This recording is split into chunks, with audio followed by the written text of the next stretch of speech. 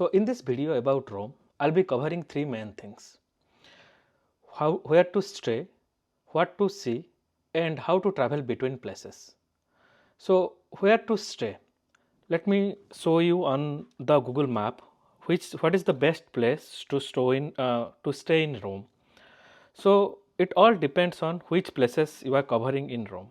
For example, in Rome, you will be visiting places like Colosseum. You will be visiting places like Roman Forum. You will be going to Pantheon. You will be going to Trevi Fountain. You will be going to Vatican City.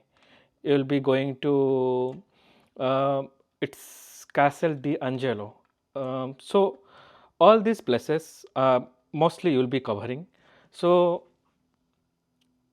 in Rome, there is the public transport is really good. So if you want to stay a place, so choose a place where there is good communication, meaning either it's near to a train station or near to a bus stop, so that every day you are traveling from your hotel to different places, you can just use the public transport. So just let me highlight here. For example, in my last visit to Rome, I stayed in Via del Treton. So if I'll search in map, so this is the area. If I'll zoom in a bit, you see there will be lot of hotels nearby. It's a good place to stay if you are visiting for the Rome first time. And why I choose this place? Because from here the Barbereni metro station is just walkable. So this is the metro station, and there are bus stops. It's just walkable from your hotel. So you can just take a bus or take a metro and travel to any places. And Also, like you no need to buy every time tickets. So in Rome there are like you can buy a ticket for 48 hours, 72 hours, and this is very cheap. For example, you can take a metro bus ticket, meaning that ticket allows you travel in all metros and buses, and it costs only 12.5 euros, and it will be valid for 48 hours when you first starting to use it. You can buy any day, but when you first swipe it, from there it takes 48 hours. So similarly, if you are taking the ticket for 72 hours, it costs 18 euros. If you are staying in Rome for more days, you can take a weekly pass, which is around 24 euros, and you can get this ticket anywhere, a big grocery outlet, or the best place which I took is a metro station. Like suppose you are taking your first metro ride. Before you take the ride, just take the ticket for 72 hours, or depending on how many days you need. So this is the best way you can communicate in you can transfer between places in Rome. You can use book a cab and then travel, but I feel it's costly and inconvenient, and most of the places in Rome you cannot drive a car because the streets are so narrow and all. So main places you'll take a bus or a train, and then walk between nearby places. So I'll be covering that as well. So that covers our topic, like where to stay. So stay in a place which is near to a metro station or a bus stop, near to public transport. Okay. Now what to see? So as I was highlighting, so the majority of the places like you will be covering. So okay, before I go to the topic what to see, how many days you need in Rome? I suggest 3 to 4 days in Rome. Um, but if you have more time, you want to roam around more leisurely, you can add more days. But 3 days or 4 days is enough in Rome. So out of that, one more day, like 2 days, you can cover visiting places in Rome, and then one day you can go to Vatican City, and then that will cover your itinerary. Or you can add, if you want to add more places, you can add more days to it. Okay, so just to give you a highlight on the places. For example, as I was mentioning, the best mode to travel between places is public transport. So for example, in day one, say you are staying in this street called Via del Triton, and then from there you'll be traveling to Coliseum. So if I'll just search, okay, Colosseum, okay, so and then I'll just choose a okay, and then I'll choose public transport, and then choose time, basically for example I'm choosing departed uh, tomorrow at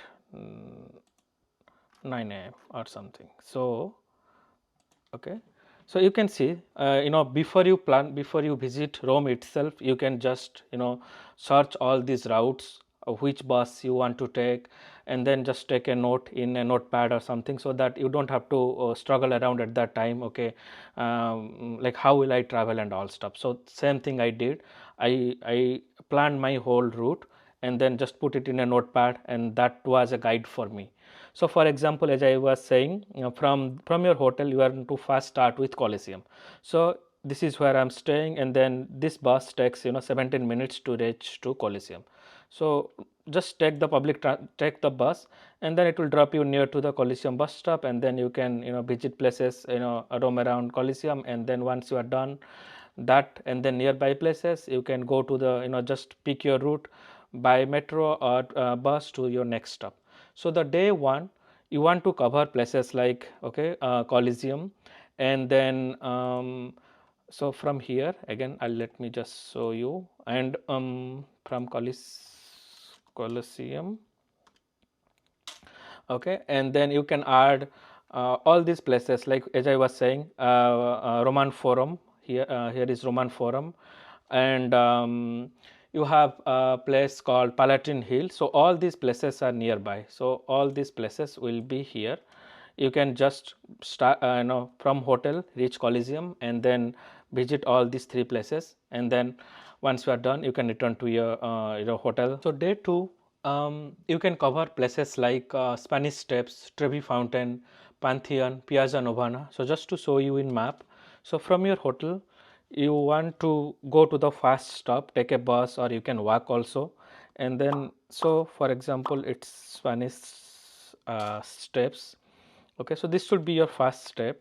So if I'll just search from the one I was showing, Via del Triton, so yeah, it's just 500 meters. So either you can take a bus or just walk around. Okay, and then from Spanish Steps you can go to the next highly recognized destination in Rome called Trevi Fountain.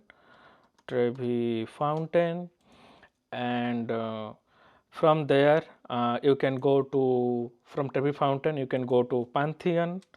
It's the very old church. It's I think 2000 years old, so you can go to Pantheon, and then from Pantheon you can go to Piazza Novana, Piazza Piazza Navona. So you can cover all these places in day two. Just yeah, walking around from where you are staying, it's just 2.1 kilometer walking around where you are staying, or just take the fast bus to the place, and then from there you can walk around and all. So that will cover you majority of places in Rome. In day three, you can cover Vatican, majorly Vatican City. But before you want to go to Vatican City, you can cover you can go to this one, this chapel called Castle Sant'Angelo. So again, if I'll just show you from the map, from Via del Triton, you can just take the public transport. Again, it's showing on my with my current time, but if I'll just show you in the morning time, okay, tomorrow, and then the date I'll show you at like okay time, suppose 8 a.m.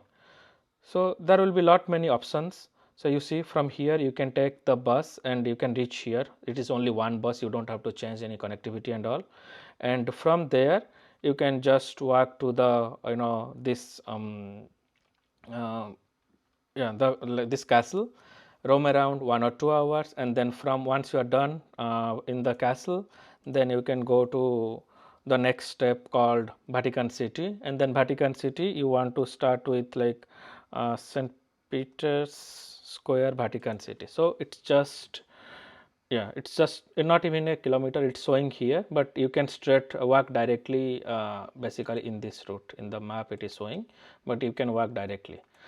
So from the castle you can go there, and then from there you can visit places like again spend 1 or 2 hours time there, and then you can go to Vatican Museum.